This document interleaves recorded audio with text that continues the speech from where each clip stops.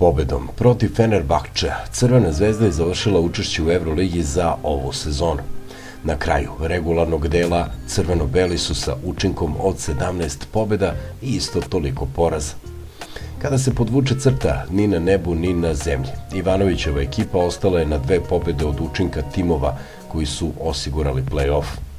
Sada, kada je takmičenje završeno sa 5 uzastopnih pobeda, ova utakmica može da nam posluži kao osnov za rekapitulaciju viđenog, pohvale i kritike. Campazzo je paradoks, istovremeni plus i minus uprave kluba. Na terenu smo od omalenog playmakera videli sve što se i očekivalo od igrača takvog rejtinga, pa i više od toga. Ako izuzmemo period kada se i on uklopio u pad forme celog tima, demonstrirao je očekivani kvalitet i energiju koja je najpozitivniji utisak njegovog boravka u crveno-belom delu Beograda. Za Campazza nije postojala razlika između utakmica protiv najjačih timova Evrolige i onih u Admiral Bet ABA ligi, u kojima je Zvezda bila apsolutni favorit. Sve ih je igrao sa motivacijom koja mora da bude primer sa igračima, ali i svima u regionu, jedna od lekcija koju treba naučiti od igrača sa takvim iskustvom. Njegov dolazak na Mali Kalemegdan je svakako veliki plus za upravu. Njegovo neigranje Evrolige pre marta minus za koji su navijači i javnosti ostali dužni potpuno objašnjenje. Određeni dug prema navijačima ima i Vildosa. Dovesti ga u konkurenciji Makabija i Baskonije je još jedan plus menadžmentu, prepoznao je sportski motiv i priliku da se vrati na scenu. Ono što je odigrao do povrede bilo je izvanredno. Uz to se izjavama, pogotovo posle večitih derbija, poneo kao pravi ambasador Srbije u košarkaškom svetu. Protiv Fenerbahčea je zaista bio onaj stari Luka, agilni i koncentrisani. S druge strane, period u kome mu glava nije bila na mestu i za koji je okrivio sam sebe, navevši određene detalje, ostavio određeni dug prema navijačima i sa igračima, stručnom štabu, koji bi morao da vrati u play-offu Admiral Bet ABA lige pre svega. Znak pitanja sada stoji pored Nedovića. Taj mnogo puta pomenuti problem nemogućnosti uklapanja sa dvojicom Argentinaca uzeo je danak, barem na ovaj način kada je to moralo da se radi u hodu. Pored povreda i drugih problema, mučili su se Nedović i Vildoza u situaciji koja se pretvorila u Campazzo eru sa stručnim štabom, nisu pronašli način kako da se prilagode novoj realnosti. Izgleda da je bar za sada deblji kraj izvukao srpski košarkaš.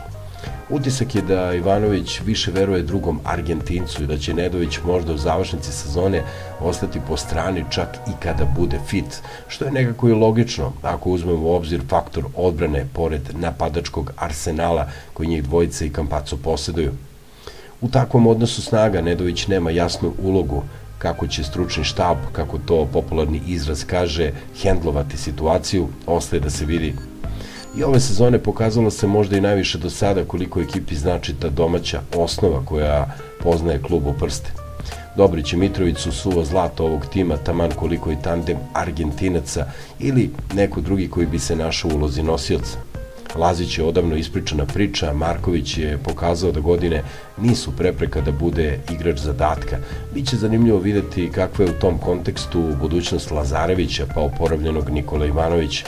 Kvartetu će borba za 2 trofeja dati konačan sud. Igrački kvaliteti Martina, Bentila, Petruševa i Holanda su dobro poznati. Kod prve trojice je postojao znak pitanja oko načina prilagođavanja na trenera, kakav je Duško Ivanović. U određenoj meri svaki od njih je pokazao da može da izađe iz svoje zone komfora i pristupom zaradi svoje mesto, ali i da onda kada je naišao na period testiranja mentalne snage, u tom pogledu imaju kočnice unutar sebe. Sada, kada će play-off Admiral Bet ABA lige, pogotovo projektovano finale sa Partizanom, doći kao ponavljanje okolnosti da se vidi jesu li lekcije kriznog perioda naučene, oči će biti poprilično uprte u njih trojicu, uz Holanda koji nije dao svoj maksimum iz drugih razloga. Na kraju krajeva, uz dužno poštovanje Argentincima i svima ostalima, najveći dobitak ove sezone za Crvenu zvezdu je Duško Ivanović, kako god se ona završila. Crnogorski stručnjak izuzetno brzo je pohvatao konce po dolasku i od ekipe je napravio preciznu mašinu. Ne svojom krivicom doveden je u situaciju da to mora iznova da radi u osetljivom delu sezone, pa i da se, kada je postalo jasno da neće biti ništa od play-offa Evrolige, u izjavama ponaša kao vatrogasac, ne baš na najsjajniji način, ali ni toliko diskutabilno kao neki drugi. U datim okolnostima od dosadašnjeg toka sezone izvukao je maksimum, ostalima u klubu ostaje da razmisle zbog čega domet nije bio veći i da se pogledaju u ogledalo, ne bili u načinu rada u svojim sferama ispratili trenera koji im je podigao apetite. Hvala vam na gledanju ovog videa. Ako vam se svidelo, ostavite like i pretplatite se na naš kanal.